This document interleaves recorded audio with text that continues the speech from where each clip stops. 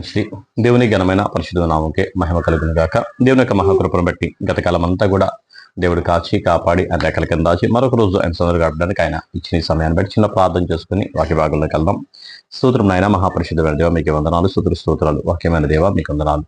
అయ్యా దేవ మీకు స్తోత్రాలు తెలుస్తున్నాం నాయన. వాక్యం ద్వారా మీరు మాతో మాట్లాడి బలపరిచి దీవించి ఆశ్రయించి సహాయం చేసి కృపతో వదిలిచేసి మీరు మహిమ పొందని మీ సన్నిధి మీ ఆత్మ మీ అభిషేకం అందించి సహాయం చేసి కృపతో వదిలిచేసి సహాయం చేసి యేసునామములో నడుచున్నాం తండ్రి, ఆమేన్. మంచిది. దేవుని ఘనమైన పరిశుద్ధ నామముకే మహిమ కలుగును గాక. నేను దినాన మనం చూసాం కదా, వాక్యం చూస్తున్న మీ అందరికీ కూడా ప్రభువైన యేసుక్రీస్తు నామములో వందనములు శుభములు తెలియజేస్తున్నాను.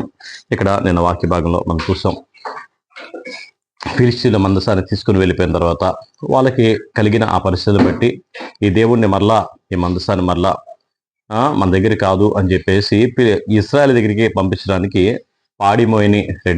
కాడిమోయని రెండు పాడి ఆవులను దూడలు తీసుకెళ్ళి ఇంటి దగ్గరికి కట్టేసి ఆ ఆవులను తిన్నగా, యాక్చువల్గా మందసం పోయడానికి ఏదన్నా ఎడ్ల బండివి కట్టడానికి ఎద్దులు కడతారు, కానీ వీళ్ళు ఆవులను కట్టారు. ఎవరాళ్ళు? ఫిలిష్తీయులు. వాళ్ళు ఆవులను కట్టి పంపించారు. ఎడ్ల బండి కట్టాలంటే ఎద్దులు కావాలి, ఎద్దులు పెట్ల. ఎందుకంటే వారి యొక్క ఆచారం అలాంటిది, వారి యొక్క పద్ధతి అలాంటిది. వాళ్ళు ఎద్దులు కాకుండా ఆవులను వాళ్ళు ఎడ్ల బండి కట్టి, అవి కూడా పాడి ఆవులను, చిన్న చిన్న దూడలు ఉంటే ఆ దూడలు లాగేసి మరి ఇంటికి దాన్ని కట్టి పంపించారు. ఇతర వచ్చిన తర్వాత అక్కడ ఆవులను చీల్చి వాళ్ళు అక్కడ దేవునికి బలార్పణ అర్పించి అక్కడ నుండి వారు అక్కడ కూడా వాళ్ళు ఆ మందసాన్ని తెరిచి చూసినప్పుడు దేవుని మహిమ ప్రభావాన్ని మనం విధేయత కలిగి ఉండాలి తప్ప ఆయన మహిమను చూద్దామనే ఆశ కానీ ఆలోచన కానీ మనకి ఉండడానికి వీల్లేదు. వాళ్ళు అక్కడ నుండి ఆ తర్వాత కిరియత్యారీంకి ఆ మందసాన్ని తీసుకొని వచ్చారు. కిరియత్యారీంలో మందసం ఉంది. కిరియత్యారీము అంటే తర్వాత 7వ అధ్యాయంలో మనం చూసినట్లయితే, అంతటా కిరియత్యారీము వారు వచ్చి యెహోవా మందసమును తీసుకుపోయి కొండయందుండే అబీనాదాబు ఇంట చేర్చి దానిని కాపాడుటకై అతన్ని కుమారుడైన ఎలియాజరును ప్రతిష్ఠించిరి. మందసం కిరియత్యారీంలో ఉండిన కాలం 20 సంవత్సరాలైన. ఇశ్రాయేల్ అందరూ యెహోవాను అనుసరింప దుఃఖించుచుండగా సమూయేలు ఇశ్రాయేల్ అందరితో ఇట్లనెను, మీ పూర్ణ హృదయముతో యెహోవా యొద్దకు మీరు మల్లుకొని ఎడల అన్య దేవతలను, అష్టారోతు దేవతలను మీ మధ్య నుండి తీసివేసి పట్టుదల కలిగి యెహోవా తట్టు మీ హృదయములను తిప్పి ఆయనను సేవించుడి. ఆయన ఫిలిష్తీయుల చేతుల నుండి మిమ్మల్ని విడిపించును. అంతటా ఇశ్రాయేలు బయలుదేవతలను, అష్టారోతు దేవతలను తీసివేసి యెహోవాను మాత్రమే సేవించిరి. అంతటా సమూయేలు ఇశ్రాయేలు అందరినీ మిస్పాకు పిలవనంపిడి. నేను మీ పక్షమున యెహోవాను ప్రార్థన చేతునని చెప్పగా వారు మిస్పాలో కూడుకొని నీళ్లు చేది యెహోవా సన్నిధిని కుమ్మరించి ఆ దినము ఉపవాసముండి యెహోవా దృష్టికి మేం పాపాత్ములము అని ఒప్పుకొండ్రి. మిస్పాలో సమూయేలు ఇశ్రాయేలుకు న్యాయం తీర్చుచూ వచ్చెను. ఇశ్రాయేలు మిస్పాలో కూడి ఉన్నారని ఫిలిష్తీయులు వినినప్పుడు ఫిలిష్తీయుల సర్దార్లు ఇశ్రాయేలు మీదకి వచ్చిరి. ఆ సంగతి ఇశ్రాయేలు విని ఫిలిష్తీయులకు భయపడి, మన దేవుడైన యెహోవా ఫిలిష్తీయుల చేతిలో నుండి మనల్ని రక్షించినట్లుగా మా కొరకు ఆయనకు ప్రార్థన చేయుట మానవద్దని సమూయేలు నొద్ద మనవి చేసిరి. సమూయేలు పాలు విడవని ఒక గొర్రెపిల్లను తెచ్చి యెహోవాకు సర్వాంగ హోమ బలిగా అర్పించి ఇశ్రాయేళ్ల పక్షమున యెహోవాను ప్రార్థన చేయగా యెహోవా అతని ప్రార్థన అంగీకరించెను.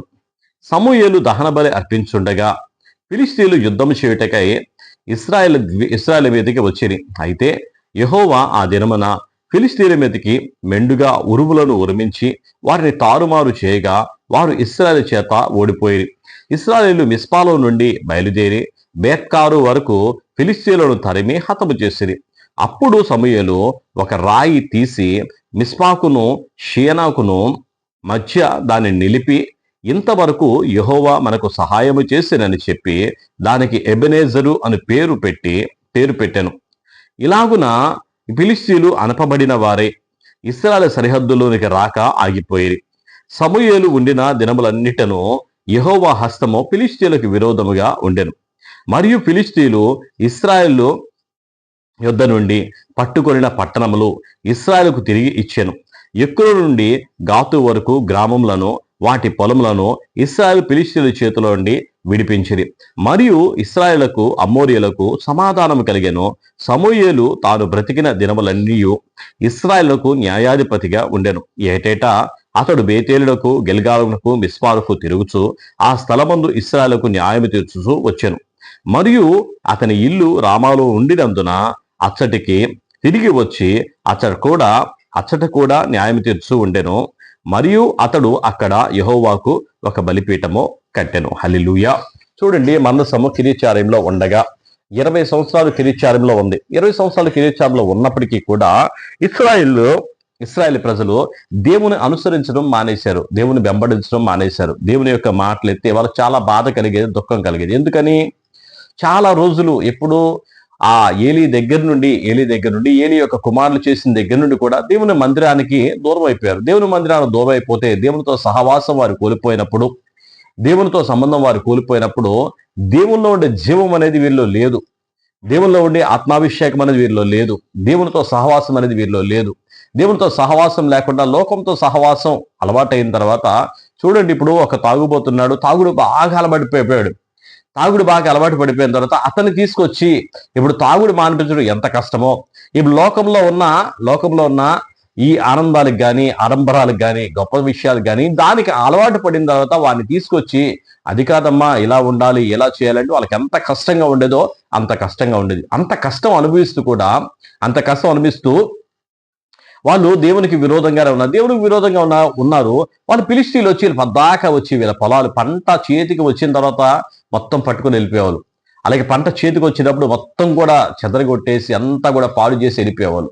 అటువంటి దురావస్థ అనుభవించినప్పటికీ కూడా వారు చేసే పనులు మాత్రం మానేవాళ్ళు కాదు. అటువంటి స్థితిలో ఉండగా ఈ ఫిలిష్తీయుల యొక్క బాధ బెడద వాళ్ళు తట్టుకోలేక సమూయేలు దగ్గరికి వచ్చి సమూయేలు చెప్తున్నారన్నమాట, మీరు ఎన్ని వదిలిపెట్టి పూర్ణ హృదయంతో దేవుని ఆరాధించండి, పూర్ణ హృదయంతో దేవుని తట్టు జరగండి, దేవుడు మీకు సహాయం చేస్తాడు అంటే వారు ఎలాగైతే వారి కష్టమైనప్పటికీ కూడా దేవుని తట్టు తిరిగారు. దేవుని తట్టు తిరిగి రామాలో అందరూ కూడా కూడుకున్నప్పుడు, రామాలో కూడుకున్నారని తెలిసి ఆ ఫిలిష్తీయులు అందరూ కూడా వాళ్ళ మీద యుద్ధం చేయడానికి వచ్చారు. యుద్ధం చేయడానికి వచ్చినప్పుడు ఇశ్రాయేలు అందరూ వచ్చి సమూయేలు దగ్గర, అయ్యా మా కోసం ప్రార్థన చేయడం మానొద్దు, ఆ ఫిలిష్తీయులు మా మీద యుద్ధానికి వచ్చి మమ్మల్ని చంపడానికి వస్తున్నారని చెప్పేసి రామాలో ప్రార్థన చేయడానికి వచ్చినప్పుడు రామాలో ఉన్న సమూయేలు గారు దేవునికి ప్రార్థన చేస్తూ దేవుని సందులో సర్వాంగ హోమ బలిగా గొర్రె పిల్లని తీసుకొచ్చి దాన్ని వధించారు. పాలు విడవని గొర్రె పిల్లని తీసుకొచ్చి యెహోవాకు సర్వాంగ హోమ బలిగా దాన్ని అర్పించారు.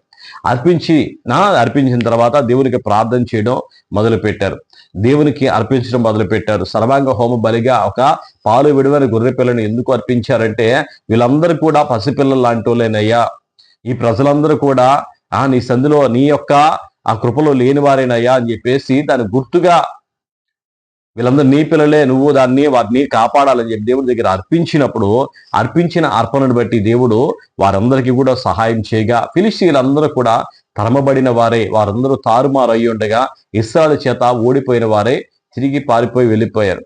ఇక సమూయేలు బ్రతికున్నంత కాలము కూడా ఫిలిష్తీయులు ఎప్పుడు కూడా ఇశ్రాయేలు మీద యుద్ధం చేయడానికి కానీ ఇశ్రాయేలు మీద పోరాటం చేయడానికి కానీ వాళ్ళు రాలేదు.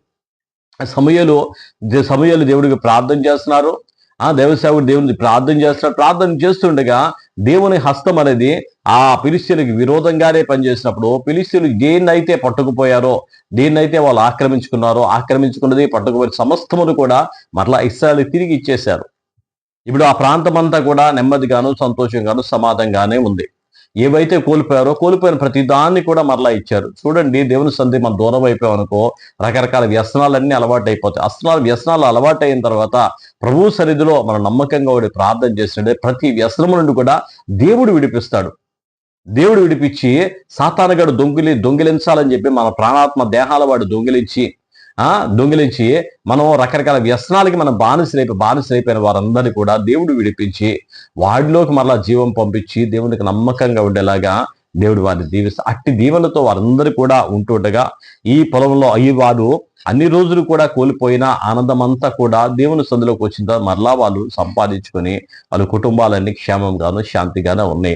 అయితే సమూయేలు గారు అక్కడ ఉన్న ప్రాంతాలకు ఆయన న్యాయాధిపతిగా ఉండి ఆయా ప్రాంతాలన్నీ కూడా తిరుగుతూ అక్కడ ఏటేటా కూడా బేతేలుకు, గిల్గాల్కు, మిస్పాకు తిరుగుతూ ఆయన వారందరికీ న్యాయం చేస్తున్నాడు. అలాగే రామాలో ఆయన ఉన్న ఊరి అక్కడ బలిపీఠాన్ని కట్టి అక్కడ ఉన్న ప్రజలకు కూడా న్యాయం తీరుస్తూ ఎవరికి అవసరం వచ్చినా వారి అక్కర్లో అందరికి కూడా అందుబాటులో ఉంటూ వారికి న్యాయాధిపతిగా ఉన్నాడు. దేవుడి మాటలు దీవించి ఆశ్రయించను గాక, దేవుని కృపతోడే ఉండి నడిపించను గాక. ప్రార్థన చేసుకుందాం.